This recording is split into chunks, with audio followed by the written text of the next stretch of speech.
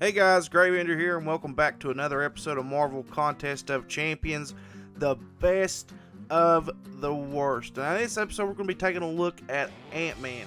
Now, my 4-star Ant-Man is not awakened, so we don't get a really good look at his full potential, but my 3-star is. We're going to be doing 2 fights, the same as we did in the video for Magic, as that comes up.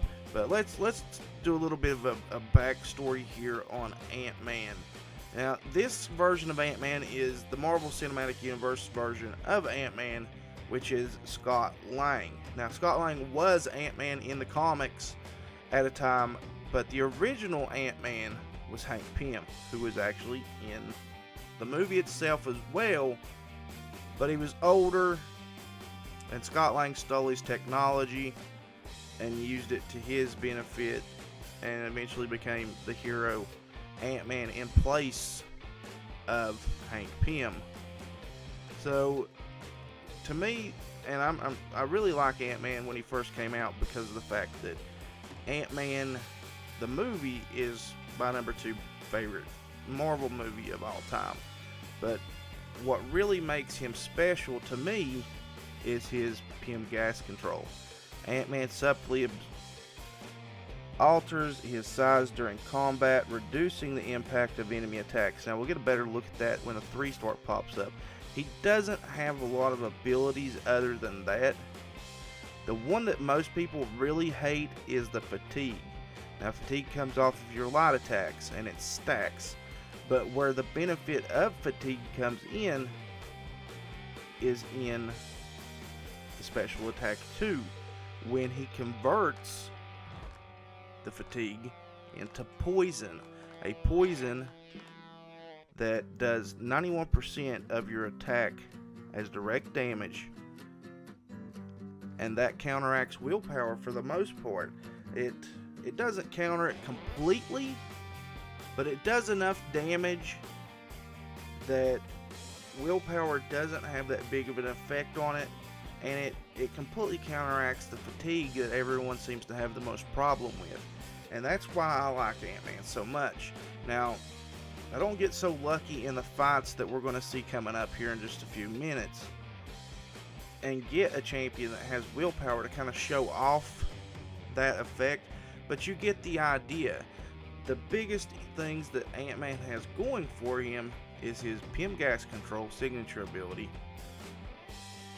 because it deteriorates the attacks that come at a person, and it just makes it a lot easier for him to be a tank in the fights.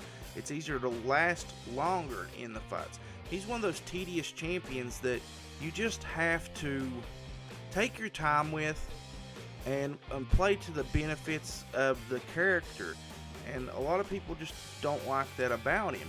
Now, right here coming up, we're going to see the full effects of the Pym gas control. So let's take a look. He is currently at level 57. So Ant-Man subtly alters his size during combat with precise gas controlled, granting a percentage chance for incoming attacks to glance. Glancing hits cannot be critical and deal 50% reduced damage. So you have, and this one when he's 57, level 57, you have over a 50% chance that the attacks are going to glance. That's one in every hit. One of every 2 hits, I mean. So you have a half a chance that you're going to get 50% reduced damage, which comes in handy, like, massively in my eyes. I don't know. I like him. And it's not just because of the fact that I like the movies. Ant-Man is just a really good champion. Here we see the poison inflicted on Venom. We get hit with a level 3, but what are you going to do about it? Not a lot we can do. But for Ant-Man to go up against someone like Venom, that's pretty neat. And I mean, if you've got a 4-star awakened Ant-Man, I could honestly see him going into the map 5 quests in Alliance Quest and being an unstoppable Colossus or Venom Destroyer in my eyes. But we didn't get lucky in either one of the fights, and either of our opponents having willpower.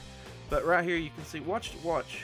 That's at least one in every hit. One in every 2 hits was glancing, and he hit me a ton of times, and I took little to no damage. He even hits me with a level 3 attack here in just a second, and I'm almost positive that the damage from that level 3 was glanced, because if you watch the power bar or watch my health bar after the hit takes,